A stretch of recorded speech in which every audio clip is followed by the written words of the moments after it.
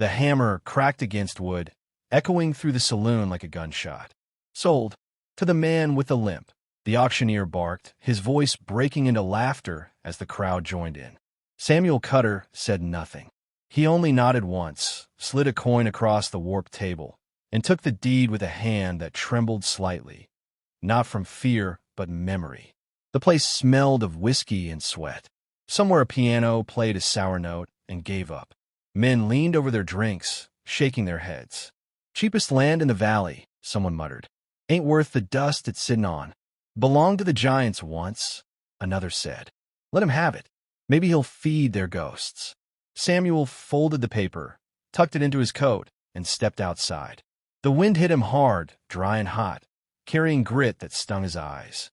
His horse waited by the hitching post, ribs showing through a thin hide.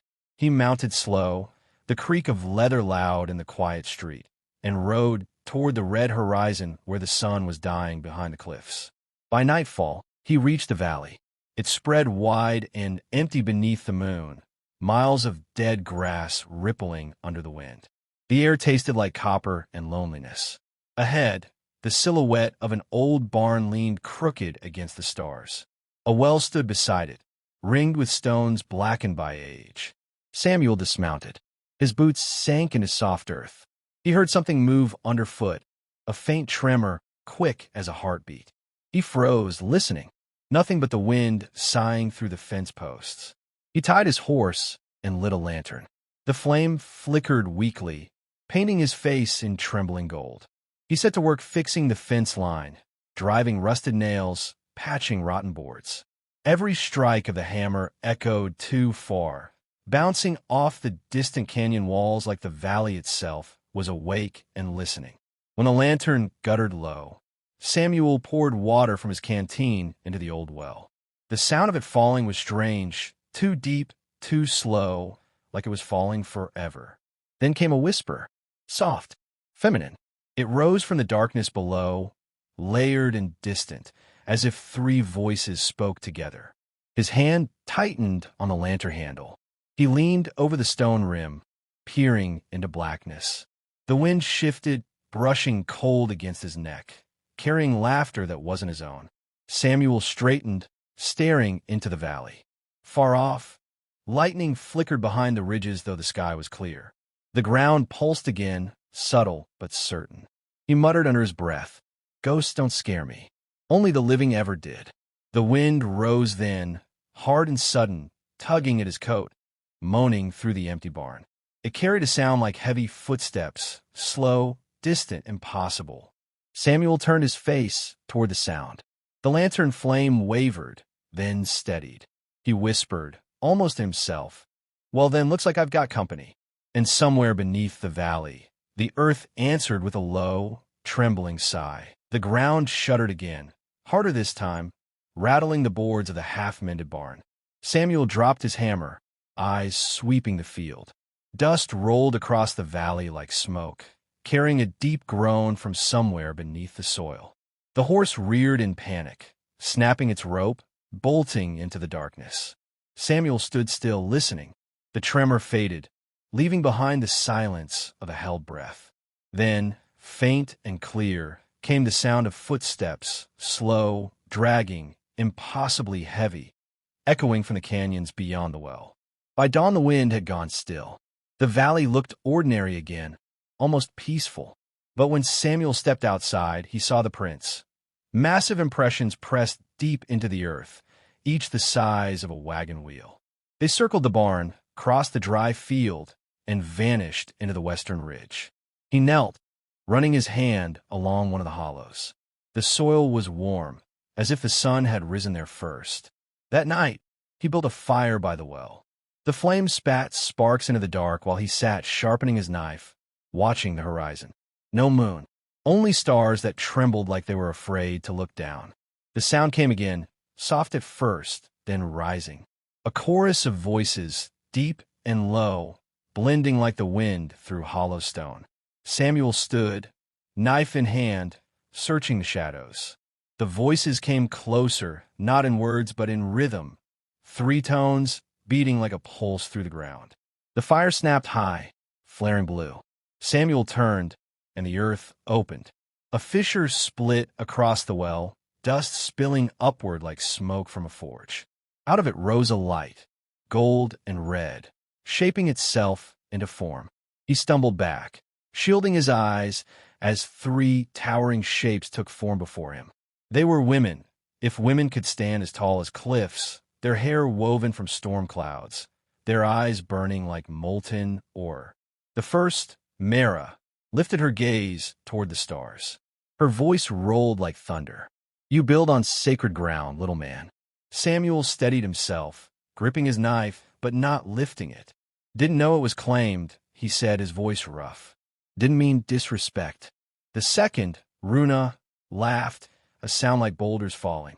"Men never mean disrespect," she said, her mouth curving into something that wasn't kindness. "They just take." The third, Solon, said nothing. She looked at him with eyes that glimmered wet with sorrow, then turned away. The air thickened. Samuel felt his knees shake, the weight of their gaze pressing down like a mountain. The fire died to embers. Mara leaned closer, her breath scattering dust. "Stay if you wish, but the valley remembers its own." Then, as suddenly as they had come, the giants dissolved into mist, drifting into the canyon wind.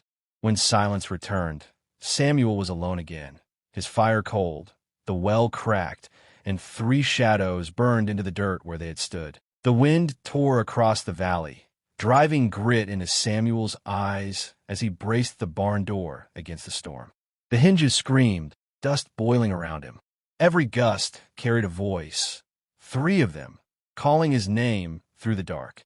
"Leave, little man. Run, before the ground remembers you. Stay if you dare." He shoved the door closed and dropped the bar. The lantern inside flickered, throwing long shadows across the walls where cracks had begun to spread like veins. The sound came again, deep below the earth, a groan, ancient and angry. Samuel's hands shook as he lifted the rifle from its hook. He wasn't sure what good it would do, but it steadied him. Outside, lightning struck the ridge, lighting up the valley in a flash of white and ash. For an instant, he saw them, three shapes carved against the horizon, tall as the cliffs, their eyes burning in the stormlight. He stepped outside into the wind, boots sinking in mud. "I ain't leaving," he shouted into the thunder. "You hear me? I bought this land fair, and I'll keep it." The wind stopped. Silence fell heavy as stone. Then the ground opened. From the fissure, light poured upward, red and gold, blinding. Mara rose first, her form solid and terrible, hair whipping like a banner of flame.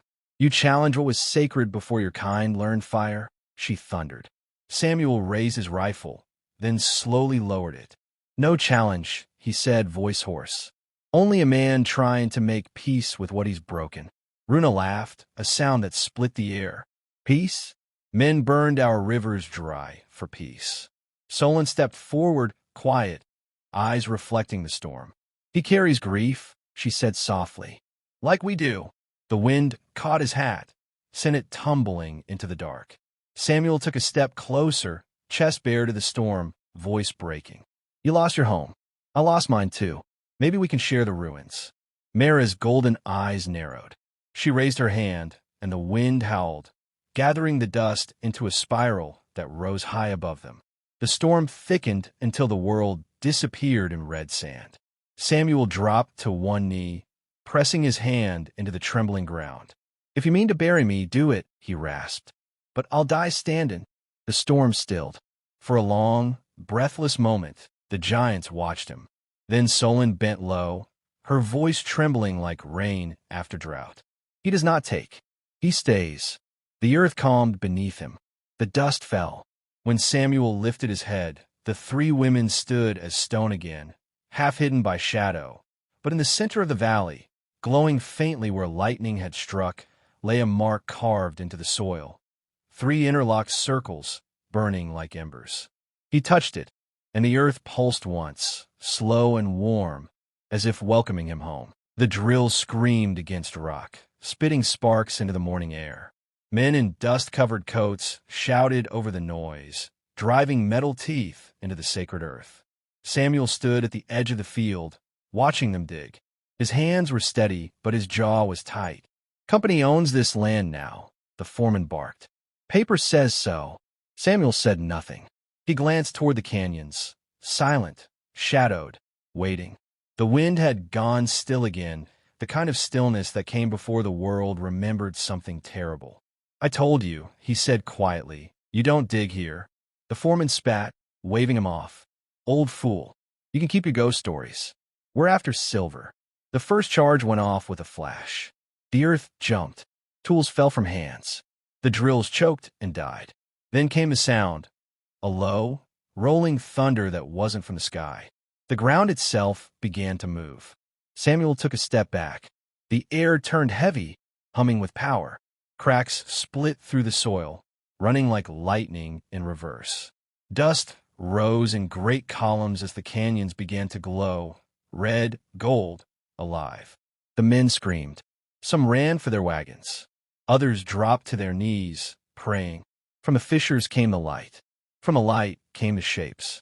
The three giant women rose once more. Mara's eyes burned like suns. Runa's laughter shattered the sky. Solon's tears fell as rain, hissing where they struck the hot dust. Samuel walked forward, hat low, rifle in hand, not raised, just held like a man walking toward judgment. Mara's voice rolled over the valley. Again they come to take. Runa snarled. Let them remember what it costs. Solon looked down at Samuel, her gaze softer. Keep her, she said, her voice breaking like a heart. Will you stand? He nodded once. Ain't my land, he said, but my duty. Behind him, the miners fired their guns. The sound was swallowed whole by the rising wind. Dust lifted in spirals as the giants advanced, their steps shaking heaven and earth alike. Samuel turned his rifle, not on the sisters, but on the men behind him. Lay down your arms, he shouted. The valley's made its choice. They didn't listen. They fired again. The sky answered. Lightning cracked open the ridge, turning night into fire. When the light faded, the men were gone, washed away by earth and wind and rain. Only Samuel remained, standing in the stillness that followed. He lowered his rifle. The giants watched him one last time. Then, slowly, they turned to stone again, their forms etched forever into the canyon walls. The sun broke through the clouds, spilling gold across the valley. Samuel looked toward the well, now whole again, water glimmering inside.